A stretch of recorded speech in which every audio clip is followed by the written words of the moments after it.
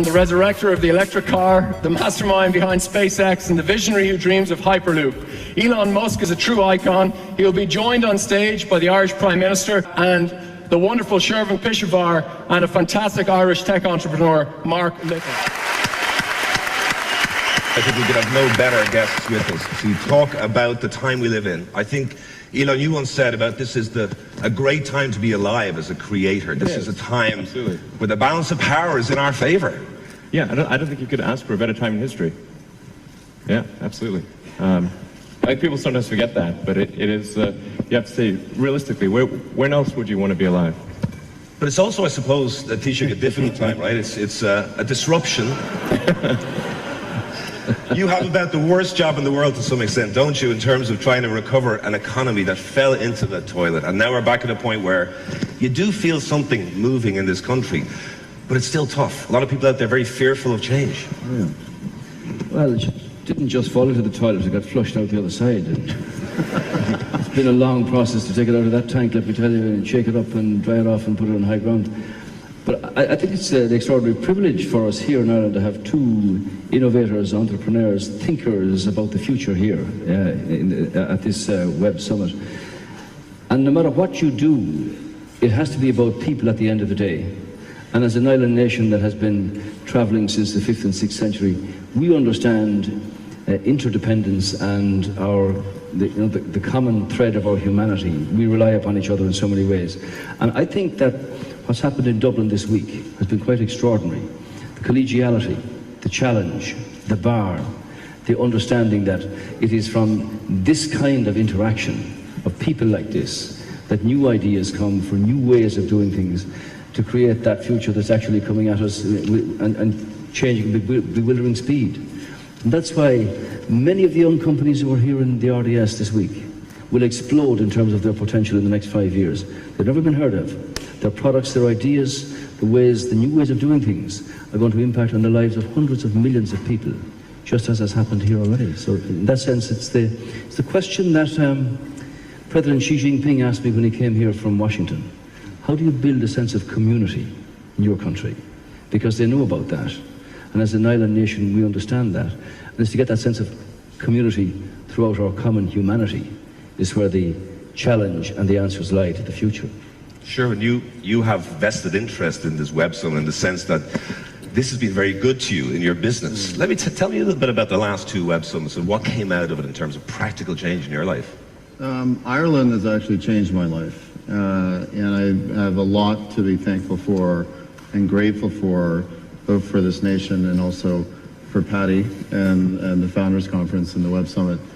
2 years ago, I flew here in a rush to meet Travis Kalanick at the summit and in Dublin. At the Shelbourne, we met up, and he was the founder of Uber. I don't know how many of you have heard about Uber before. At the time, the company was 9,000 customers, 7,000 of them were in San Francisco. So it was still a very small company. And it was a hotly contested investment, lots of competition. If I hadn't come here, I wouldn't have won that investment. I wouldn't have had the blessing and the privilege to be involved. Signed the term sheet at the Shelbourne that night and closed that investment, and that was a transformational event, and it was a transformational company as well to be involved in. And I believe the Cliffs of Moher, in particular, last year. The following year, absolutely. The following year, I came together with my co-founder of Sherpa Ventures, Scott Stanford, who was at Goldman Sachs at the time. He headed up all of the global internet practice. And we got in a car that was arranged by an amazing man named Eamon O'Connor, who recently passed. And he's a great man. And we got in a car and we drove to the tip of Ireland to see his house in this little village. And at the Cliffs of Moher is where we came up and finalized the idea of Sherpa. So those 2 years have been a really transformational time. And Sherpa is a whole new way of thinking about how to invest in companies and help entrepreneurs. Mark, isn't it a funny thing in a way that here in this building is where the Young Scientist exhibition has taken place for the last 50 years. And here you have the Web Summit this week, which is another new direction for all of that. I think it's absolutely fitting that this is where it should be, because it's the next platform. I think it's fair to say that we just can't take for granted the scale of this remarkable moment. I mean, one of the super connectors of Silicon Valley sitting beside me on my right, and somebody, and Elon, I had to go to find a quote from one of your former employees, which I thought really summed up a lot of what you have achieved. He said, he is Werner Braun Braun, Howard Hughes, Henry Ford, Bill Gates, Steve Jobs, and every other badass rolled into one.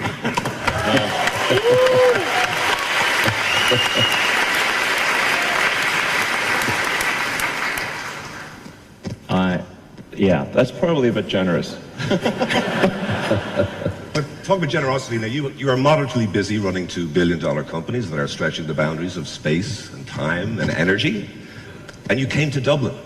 What was the attraction of this event this time? I understand there's really going to be a great party tonight. I think you missed it. It was last night. Yeah, no, I wanted to come back to Ireland for a while. I was last time I was here was about a third of a century ago. I was like 7 years old, and had a great time as a kid.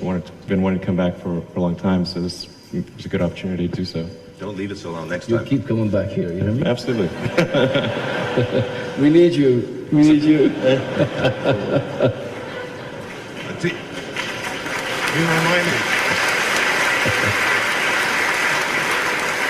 We were reminding Elon about the fact that Henry Ford came here to set up his car company. Yeah, I was here with the Tesla car, which I've just had the privilege of getting a short spin in here.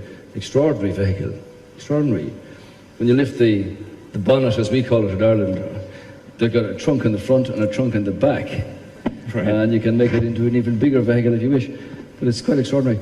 But Henry Ford started off his motor industry in Cork at the turn of the last century and was here for 60 years. So if you're looking for a good base, we'll certainly give you an opportunity. Seriously, let me say this to you. If you're going to come to Europe with Tesla, we will compete with the best. Okay. So if you're going to do that, you give us a chance. We'll give you Absolutely. a fair hearing, and our workers will not let you down, believe you me. All right. Okay, let's keep that between ourselves. I just want to also could we get some water up here? I don't want our guests to die of dehydration before we get to the end of our session here, but if we can get some water on stage. But I just want to go back, Elon, to your years growing up when, obviously, 12 years old, I think you sold your first video game that you had programmed. Yeah. But at what point in your teenage years was there a light bulb moment where you said, I really do want to change the world? Teenage years, maybe I was probably like 21 or something like that. So it was like a little beyond teenage years. I mean, when I was a teenager, I didn't really know what I was going to do. I liked playing video games and I liked writing software, and so I thought, well, maybe I'll professionally write video game software. That seemed like a pretty fun thing. And then when I was in college, I just started thinking about, well, what's going to most affect the world? And there were actually I thought there were 5 things that I thought would most affect the world, 3 of which I thought would definitely be positive things to solve, 2 of which are slight question mark. And then as it turned out, I was able to get involved in all 3 of those things, being the internet, sustainable energy, and space. Now, obviously, you revolutionized online payments, but after PayPal, other innovators might have moved on to the same area to have another success. You chose a completely different set of challenges to address. I mean, space. What was the thinking there? Why didn't you just follow your money back into online commerce, for example? I guess the thing that motivated me there was that I kept expecting that there'd be a manned mission to Mars. That was the continuation of the dream of Apollo.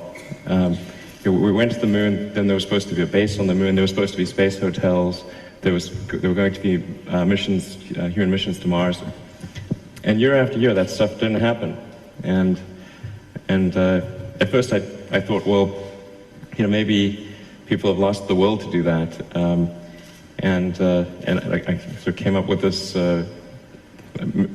idea to do a mission to Mars to kind of get people excited about that stuff again. But I came to the conclusion that I was actually wrong about that assumption, and there's plenty of will, and it's really about making sure that there's a way. If people think there's a way to do it without bankrupting the economy, I think there's plenty of will. And so I started SpaceX to try to improve rocket technology and just do as much as we can to advance that towards eventually, I'm not saying we'll take people to Mars, but we want to try to move things forward as much as possible. What I'm fascinated by was you started out to try to get people excited again in space, and then you ended up with this fact. There are only 4 entities that ever sent a space capsule into space and brought it back: US, Russia, China, Elon Musk.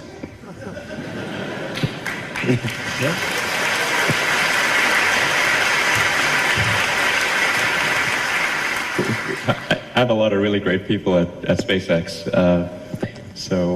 Yeah, and we've got an awesome team at SpaceX, and actually I think one of the things that isn't recognized is that, there's way too much attention paid to me, and it's really, that's not right. I mean, people want to focus, they want to identify with an individual, and so that sort of naturally is what occurs, but, there's a super talented group of people at SpaceX who make it happen. Can I just take you forward, let's say, 20 years? In your mind, what is your vision for humanity in 20 years' time, and particularly about space exploration? Well, I think the thing that would be really great is to have a base on Mars, and to ultimately and be making steady progress towards having it be a self-sustaining civilization on Mars. And I think that's the most powerful thing we can do to ensure the long-term survival of civilization. And it's just a very exciting future, I think. If you imagine a future where we're out there exploring the stars, and we're a multi-planet species, the scope and scale of society is that much greater.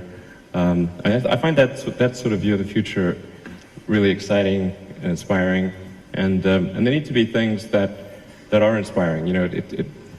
There are lots of problems on Earth, and we'll always have problems on Earth, but there also need to be things that are inspiring, that make you want to get out of bed in the morning. And having a bright future in space, I think, is one of those things.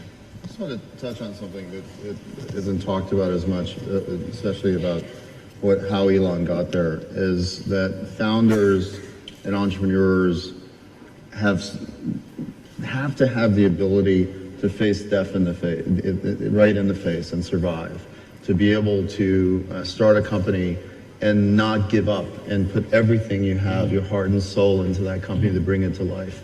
And one of the things that Elon did with both his companies is an incredible example of that, in terms of what you did in 2008, 2009. If you could touch on that and tell that story, I think it's so inspiring, and it really exemplifies what it means to be a founder. Sure, I can maybe give the short account of that time. Things were very, very tough in that 2007, 8, and 9 period, and even sort of the first half of 2010. And the low point was late 2008, because the first 3 launches of the rocket at SpaceX that didn't work. We had 3 failures in a row, and when I started the company, I thought, I'll make sure there's enough capital for 3 launches. But we managed to just barely scrape together enough to do a 4th launch, and in late 2008, that 4th launch worked, and that was our last chance. But Elon, that was the last chance, right? The company would have gone to the wall if the 4th. Game over, yeah. So what's going through your mind as you're watching that rocket blasting off for the 4th time? I mean, they say about like a white-knuckled flight. I mean, it was like, yeah. I mean, it was so tense that when it succeeded, I didn't actually feel elation. I just felt like stress relief. That's all. It was. But having, I think this is something about founders, is having success and failure sitting side by side in a moment. Does it not drive you mad? I mean, to have to cope at that level of pressure. Yeah, that was pretty intense. There were some other compounding things, because at Tesla, we were raising around in summer 2008, and then the financial crisis hit, and you had General Motors and Chrysler going bankrupt. So trying to raise money for a startup electric car company in the face of that, it was like, I mean, people were angry that you even brought up the subject. And so we were only able to raise money from the existing investors, and I put everything I had remaining, and had to borrow money from friends for the Tesla financing round. And it closed on the last hour of the last day that it could close, which was 6 p.m. Christmas Eve, 2008. And we would have gone bankrupt a few days later. And they all think it's an overnight success. One of the lessons we can learn from this weekend here, Mark, is exactly what the two gentlemen are talking about. And that's to have a culture of not being afraid that something might go wrong, that something might fail. And I think for all the young people in the country who are our future, really, it's from a political perspective, it is to open the doors of opportunity and give them that chance to build their dreams. They won't all work, obviously, but it's to kind of encourage them not to be afraid to follow that, and if it doesn't work, that you start again. We've had the wrong view about that in this country for many years. I think that's something you see in Silicon Valley, that there's no fear of failure. But culturally in this part of the world, true. No? I think there's fear of failure. I certainly have fear of failure. You know, but it didn't stop you. No. But I think it's an inherent thing, though.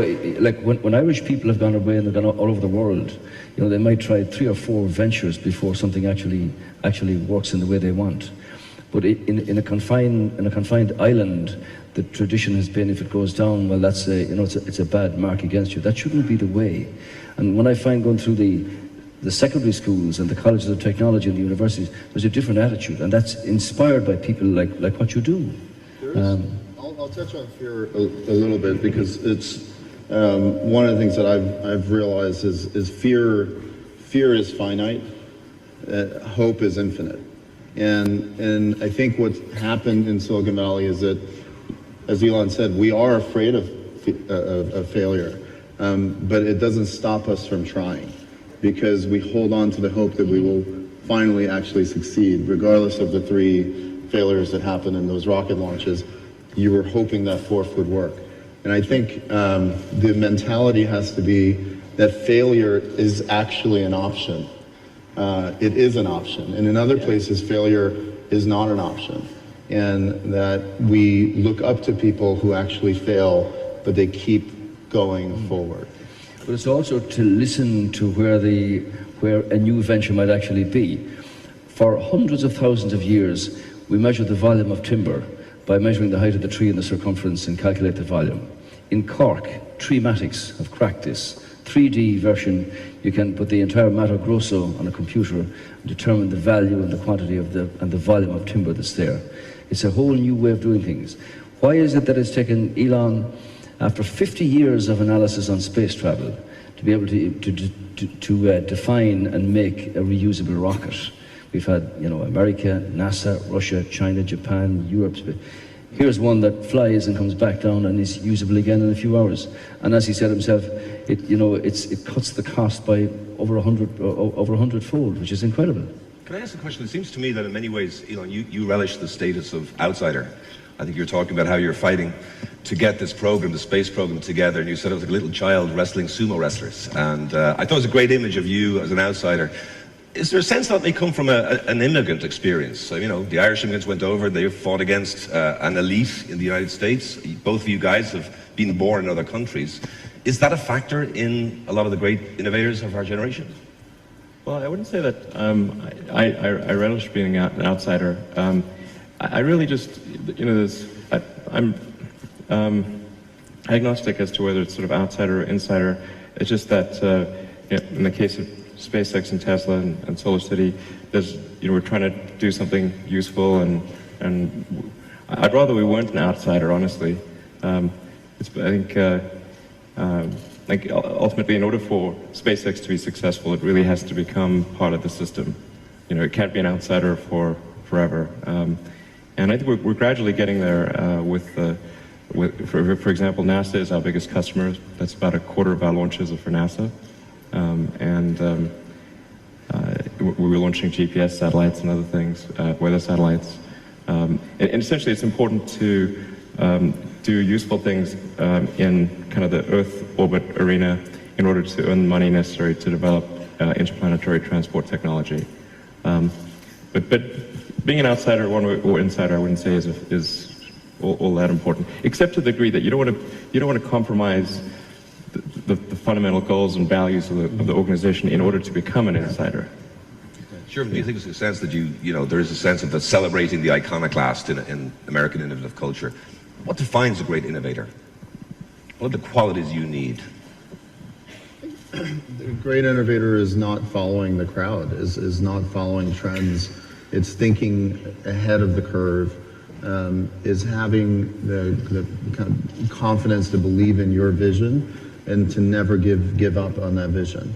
The greatest innovators that I've seen in my life, and I've been blessed to work with from Travis onwards and friends like Elon and seeing what they accomplish, what you notice in them is that they have an opinion.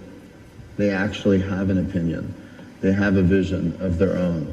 They're not influenced by a lot of outside trends, and they're trying to force that vision onto the world and shape the world in a new way. And they have the courage to confront any of the fears that they might have in the path to make that vision come true. Let's pretend Elon's not here for a moment. I know you're a very good friend of his. Some people do stand head and shoulders above others.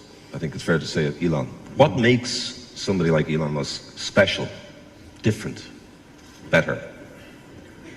I think it's much of what I said is that ability to say, I believe in this and I'm willing to put everything I have on the line. It's something that I've seen many entrepreneurs that I've been able to be blessed to invest in do. It's something that I've had to do in my own life, is be able to say, here's everything I have and I'm putting it all on the table. And if you're not willing to risk everything, to again, face your fears, if you're not willing to do that, if you don't have the courage to do that, you can't stand up high and be someone that people can look up to and say, that's how I would love to live my life, both professionally and personally. I would say it's driven by the power of imagination. It was Einstein who said that imagination is the greatest force because it encircles the entire sphere. And for somebody like Elon, to imagine something that's going to be different and to have the conviction and the belief to actually follow it through, despite the naysayers or the cynicism, it is about making decisive moves and have the courage to follow that imaginative force, out of which may come success and may not, like his Christmas Eve in 2008. But it happened. But it's driven by somebody having a view, a thought, an inspiration, an imaginative quality to say, this is what I believe in. And whether it be, Jacques Cousteau to the sea so many years ago on the whole marine business, or the evolution of space travel and where we're going and how to get there, and the impact of that on humankind, it's driven essentially by an imaginative quality. The personality of the person carries that, followed by belief and conviction and really good people to make that become a reality. And Elon, sometimes that puts you against the conventional wisdom. So I'm thinking now, while you were giving us ways to get off Earth and go and colonize other places and planets, you were also trying to make life better here. So the solar energy is a big focus for you, Tesla obviously. How difficult was it to convince the United States, a public that is in love with the car, and we're talking about the gasoline-powered car, sure, to embrace the idea of an electric car? Well, it was tricky at first. Essentially, we're going against the preconceived notion of what an electric car was, which was kind of like a golf cart. So people, that was literally their experience with an electric car. So they're used to a car that didn't look good, wasn't fast, couldn't handle well, had low range, and a golf cart. And so if that's the framework that people are coming from, then obviously when you say the word electric car, they're not going to have good associations.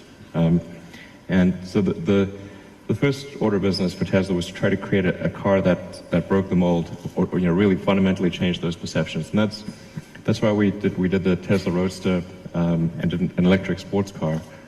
So it had to be, in order to be successful, it had to be something that had some sex appeal, had great acceleration, handling, long range, those things were really important to fundamentally change the perception. And it still took a long time. But we were able to change people's minds one by one by giving them a test drive. So like, here's the proof is in the pudding. Here's the car. Take it for a ride. And it was very slow going at first. I mean, if I had a sort of a dollar for every time someone mentioned Tucker or DeLorean, I would not have needed an IPO. So it was tough going in the beginning there, but I think it was just by making a product, initially just a demonstration article, and then going into limited production with the Roadster, and then going to a much higher level of production with the Model S. I think people's minds have gradually changed, and then this year with some of the toughest critics in the world are reviewing the Model S and saying it's the best car in the world. Consumer Reports gave it the highest rating they've ever given any car, I think this year really has been a turning point. There's still a huge way to go because the number of electric cars going on the road is tiny still. I mean, there's almost 100 million new cars made every year. There's an existing base of about 1.8 billion cars. So even if all cars were electric, all new cars made were electric tomorrow, it would still take, on the order of 20 years to replace the fleet. That car will sell very well in Ireland. I hope so. Steve Jobs used to talk about with the iPhone, the sense of intimacy with this, not just a product. And I've heard someone say that the Tesla will have the impact on personal transport that the iPhone had on telecommunications. Well, it's kind of to say that. The iPhone was a really great invention. I mean, I do think, just being, something that Steve Jobs was that I think was quite admirable was he was ultra product focused, like down to the little details. And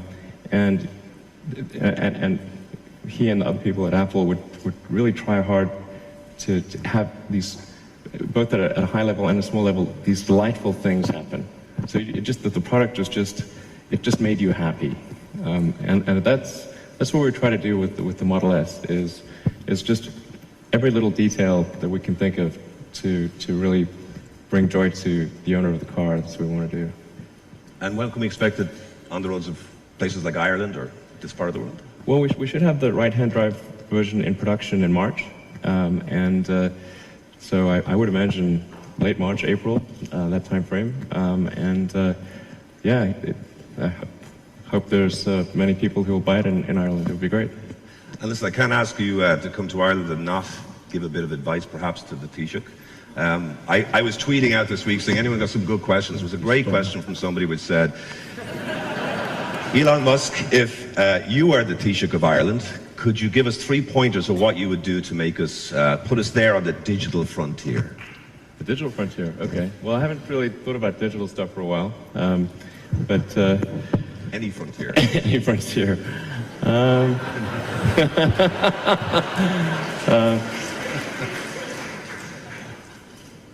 Well, I think that the most important thing for creating companies is you need a concentration of talent. It's like creating a, think of like a world sports team or something. You really want to focus your talent on a particular area, and that's what a company is. It's a group of people that got together to create a product or service. So in order to have a great company, you've got to have, you've got to focus your energies on a particular area, and then make sure that from a regulatory standpoint, and from in terms of regulations and taxation and government support, that it's there for startup companies, and that it goes from startup all the way through the medium phase of the company. Because where most companies tend to not make it is not so much at that very beginning stage, it's that intermediate stage. So they'll, can they sort of reach escape velocity as a company? And when a new company is formed and you're going up against established, big established companies, you're trying to build some kind of credibility, and it's incredibly important that companies are nurtured through that phase. I mean, it's just like a little sapling growing in a redwood forest. You've got these giant companies. If you don't get a little bit of sunlight and nutrition, it's game over. That's an important piece of advice, actually. As a small country, we don't have the resources to, spend on all the things that you might like to follow through. So we've looked at the areas where Ireland could concentrate on, like big data or logistics or whatever. And one of the things that is growing in importance here, Elon, is the capacity of many firms to mentor smaller firms and newer entrepreneurs coming through, to give the benefit of my experience, let's look at where you're headed. And there's a lot of that going on. I think it's very true to say that the more you get them together, the more the challenge and the results actually come from that. And if you ally that to a sort of an openness to say, look, we're going to give you the opportunity to have a go at this. If it works, great. If it doesn't, we're going to start again. I think that's where the future. We have the best demographics of any country in Europe for the next 25 years. When President Clinton was here, he said, all these young people, they're actually going to short circuit the rigors that so many other countries had to go through coming out of a recession. So it's in there. There's certainly real potential, and I thank you for that. And if you're sending that spacecraft off to Mars, I have a few people I could put on it for you as well. Maybe they could send it from Shannon. We could actually get SpaceX to Shannon. That was another suggestion I had from the Twitter machine. Well, listen, this man, either of you are welcome here anytime. You've done very well so far. Elon, we're a different kind of people. Personality of our people has been all around the world for centuries. We're open, pragmatic, work very hard, not afraid of that. And I think the young talent you have in the country, really, the essence of it was here all week, speaks for itself about their imaginative capacity to change the world and create the future. And anything we can do as a sort of a catalyst for that is our responsibility to open those doors and let them follow their dreams and build them through to reality, as you have done and will do for the future. Yeah, absolutely. No, what I was trying to think of, like, is there anything, what useful things can I say? I'm trying to say something that isn't just sort of a bland platitude. I think if for technology companies, you need engineers. So to the degree that there can be encouragement of that course of study at Irish universities, I think that would be really, really powerful. Like maybe engineering could be like tuition free or something like that. So.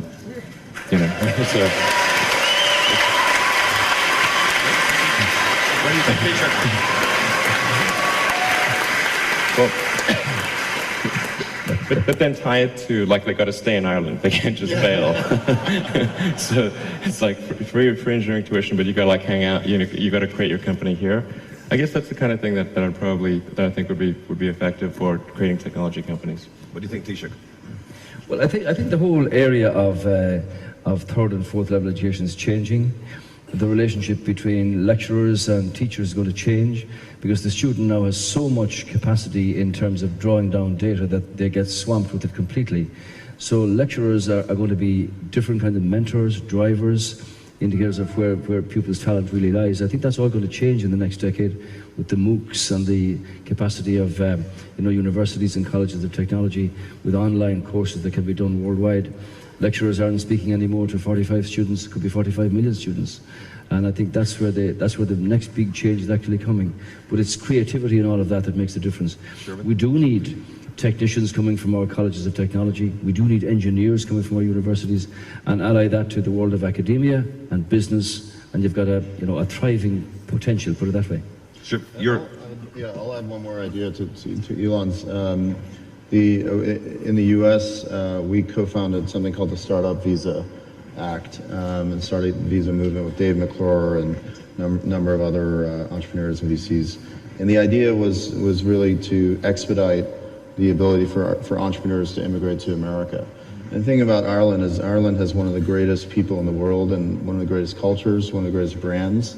I would do something very similar as well, just do a startup visa here in Ireland, attract entrepreneurs to come here and start their companies in Ireland, so that you're importing talent on top of growing and homegrown. Exactly. Yeah, like that tuition thing, I'd say make it free for anyone that wants to come here from around the world. From all over the world. Yeah, because you need that concentration of technical talent. Yeah, we have relaxed the visa system. We give entrepreneurs who wish to come here, even with the right of residency, if they've got an idea and some capital, to be able to come here and get involved, if you like, in in the energy that's coming off all of these creators that are in the country at the moment. I'm sorry to say, Taoiseach, but I'd probably be dragged off stage now because it's gone way over. It's been a remarkable conversation, I have to say. An honour for me. Can I just ask one very final question of each one of you?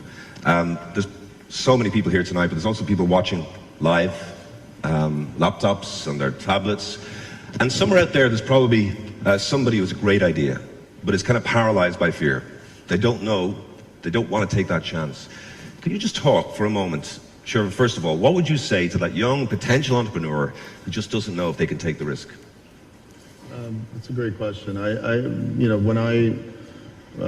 We immigrated to the U.S., so we came from nothing really. My father was a taxi driver in D.C. and my mom cleaned hotel rooms, and all we had was the American dream. And I grew up just reading a lot of books and dreaming that I could be something and do something of value. And when I went to Berkeley, I started my first company senior year of college. And one of my mentors taught me that you should always ask, that the answer is always no if you don't ask. And as soon as you start asking, you actually get some yeses. And so I applied that in my very first company. When I first started, I had nothing. I was working at night as a security guard while going to school, had no money. And I read an article about a guy named Jamie Dimon, who's now the head of JP Morgan. And the article said he was fired by Citibank, by Citi, and he was in his office with his secretary and kind of waiting for his next move. And I was 22, 23 years old, and in my mind I was like, oh, he's available. I'm going to call him. And he's one of the most powerful people in banking and finance. And so I call 411, which is directory information, and I say, can I get the number for Jamie Dimon in New York? And they connect the call, and it rings. And I go, may I speak to Jamie Dimon? And someone answers, and the voice says, this is him. And I'm like, oh shit, sorry. Sorry. He's never heard that word before. I heard that before. And I go, so I knew I had like 60 seconds. I had to face my fear. And I said, Mr. Dimon, my name is Shervin. I have this dream for this company. And after a couple minutes of listening to me, he says, that sounds really good. Come up to New York, we'll have dinner. And I did that, and he wrote one of my first checks as an angel investor, and that changed my whole life. If I hadn't made that call, or if I hadn't flown to Ireland to meet with Travis on Uber, those pivotal moments, you just got to make that call, get on that plane. You know what's happening now? Everyone's looking for your phone number so that they can give you directory 411. Elon, can I ask you about that one message to that potential entrepreneur waiting to make the jump?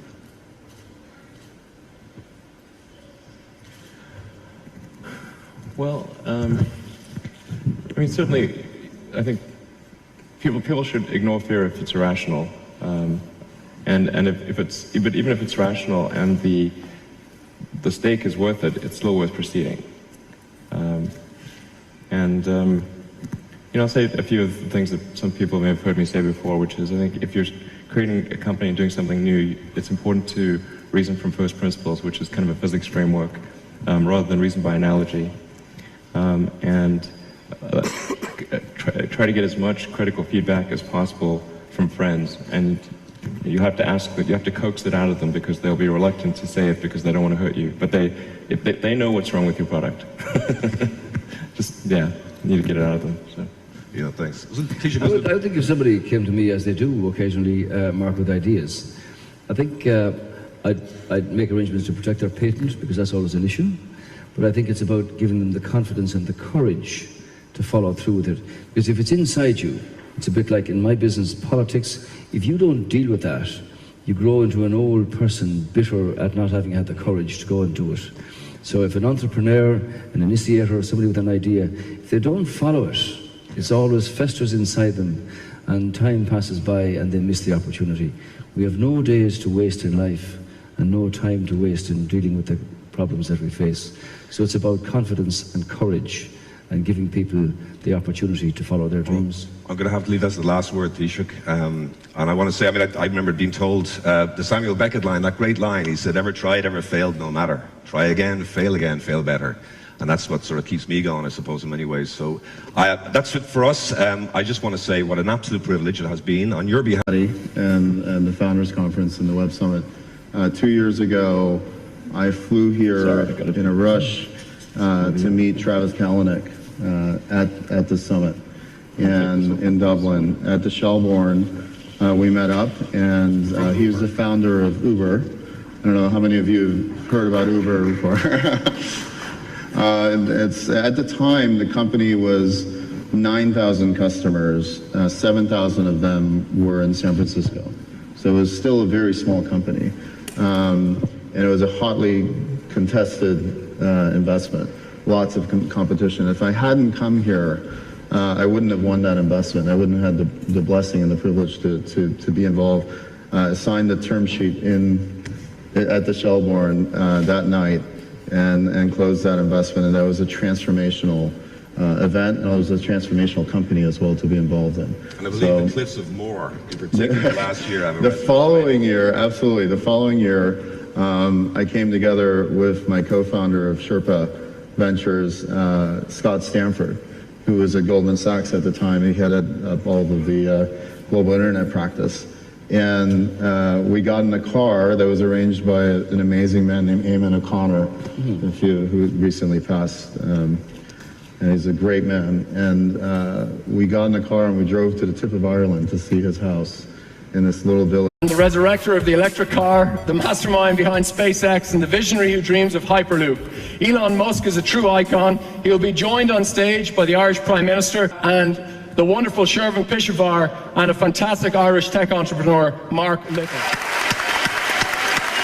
I think we could have no better guests with us to talk about the time we live in. I think, Elon, you once said about this is a great time to be alive as a creator. This is a time where the balance of power is in our favor. Yeah, I don't think you could ask for a better time in history. Yeah, absolutely. I think people sometimes forget that, but it is, you have to say, realistically, when else would you want to be alive? But it's also, I suppose, Taoiseach, a difficult time, right? It's a disruption. You have about the worst job in the world to some extent, don't you, in terms of trying to recover an economy that fell into the toilet. And now we're back at a point where you do feel something moving in this country, but it's still tough. A lot of people out there very fearful of change. Yeah. Well, it didn't just fall into the toilet, it got flushed out the other side. It's been a long process to take it out of that tank, let me tell you, and shake it up and dry it off and put it on high ground. But I think it's an extraordinary privilege for us here in Ireland to have two innovators, entrepreneurs, thinkers about the future here at this Web Summit. And no matter what you do, it has to be about people at the end of the day. And as an island nation that has been travelling since the 50s... I think you missed it. It was last night. I wanted to come back to Ireland for a while. I was last time I was here was about a third of a century ago. I was like 7 years old, and had a great time as a kid. Been wanting to come back for a long time, so this was a good opportunity to do so. Don't leave it so long next You time. keep coming back here, you know what I mean? Absolutely. We need you. We need you.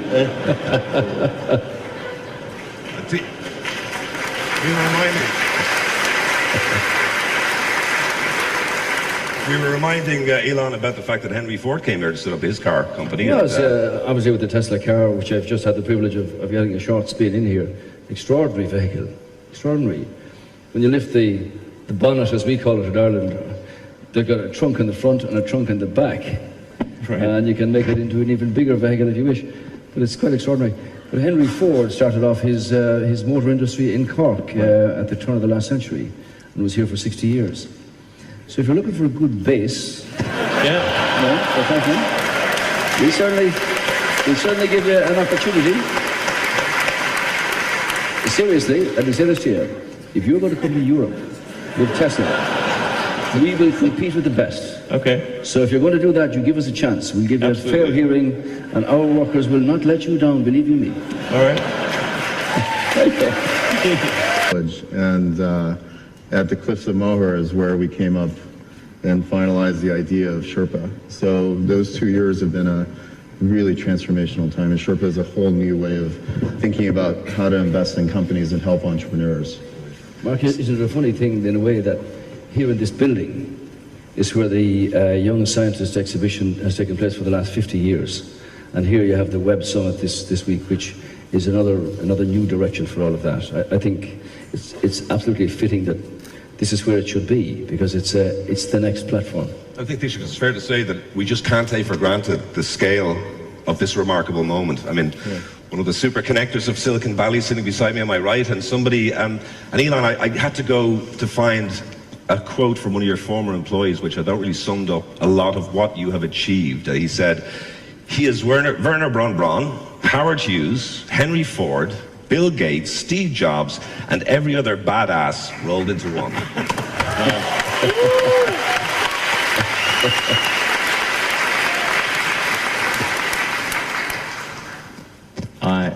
Yeah, that's probably a bit generous.